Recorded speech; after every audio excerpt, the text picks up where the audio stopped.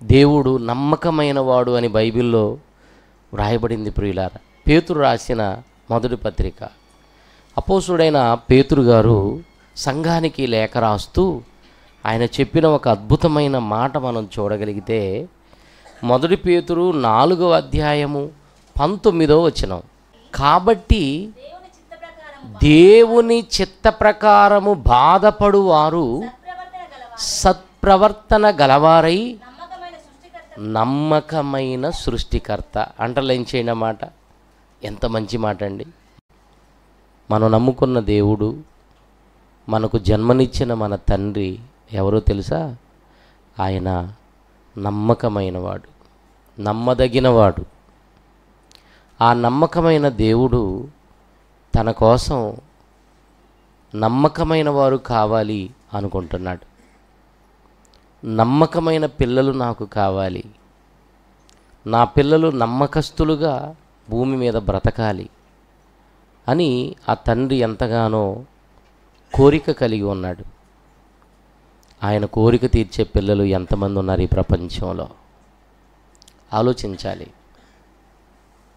ప్రియమైన దేవుని పిల్లలారా, మనం కూడా కొన్ని సందర్భాల్లో నమ్మకాన్ని చూస్తాం మనుషుల్లో. కన్న తల్లి కూడా నమ్మకం లేకపోతే ఇంటి తాళాలు బిడ్డకు ఇవ్వదు. అంటే తల్లి కూడా తన పిల్లల్లో ఏం చూస్తుంది? నమ్మకం చూస్తుంది. మనం సంపాదించుకున్న విలువైన వస్తువులు, వాహనాలు ఎవరి చేతికైనా మనం అప్పగించాలి అంటే ముందు వాళ్ళలో మనం ఏం చూస్తాం? నమ్మకం చూస్తాం. మనం సంపాదించిన డబ్బు ఎవరి చేతిలోనైనా పెట్టాలి అంటే మళ్ళీ వాళ్ళు తిరిగిస్తారా లేదా అని ఆలోచిస్తూ వాళ్ళలో నమ్మకాన్ని వెతుకుతాం. మనం నమ్మకమైన వారు అనుకుంటే మనం కష్టపడి సంపాదించిన ధనాన్ని వాళ్ళకి అప్పగిస్తాం. మనం నమ్మకమైన వారు అనుకుంటే మన బంగారు వస్తువులను ఇతరులకు మనం అప్పగిస్తాం. నమ్మకమైన వారు అనుకుంటేనే మన ఇల్లు మనం ఎవరికైనా అప్పగిస్తాం. చూడండి, కొంతమంది ఇండ్లు కట్టుకొని రెంట్కి ఇస్తారు. ఆ రెంట్కి ఇచ్చేటప్పుడు కూడా ఆలోచిస్తారు, ఆ రెంట్కి వచ్చేవాళ్ళు నమ్మకస్తులేనా, మంచివాళ్ళేనా కాదా, చక్కగా ప్రతి నెల అద్దె నాకు ఇస్తారా లేదా, ఇలా ఎన్నో రకాలుగా ఆలోచించుకున్న తర్వాత నమ్మకం కుదిరితే ఇల్లు అద్దెకిస్తారు.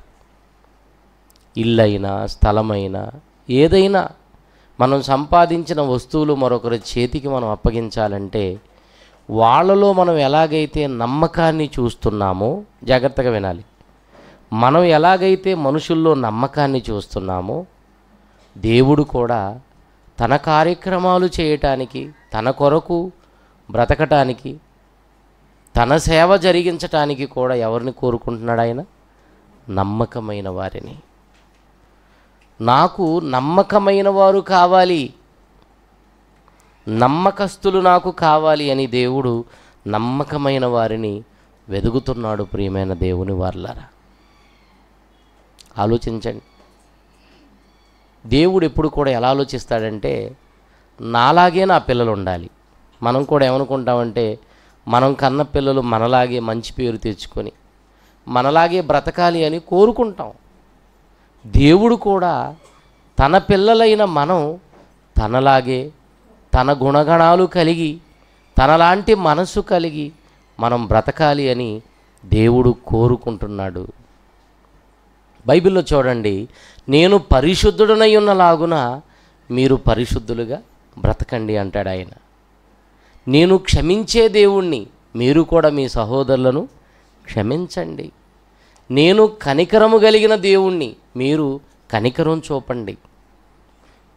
చూసారా, ఆ మాటలన్నీ మీకు అర్థం అయితే నిజంగా దేవుడు ఏం కోరుకుంటున్నాడంటే తనలాగే ఉండాలి, తనలాగే తన పిల్లలు ఉండాలి. అలాగే నేను నమ్మకమైన వాడను గనుక మీరు కూడా నమ్మకమైన వారుగా బ్రతకండి. దేవుణ్ణి నమ్మిన మనం ఆయనకు నమ్మకంగా ఉండాలి, నమ్మకమైన వారుగా ఉండాలి. అదే దేవుడు కోరుతున్నాడు.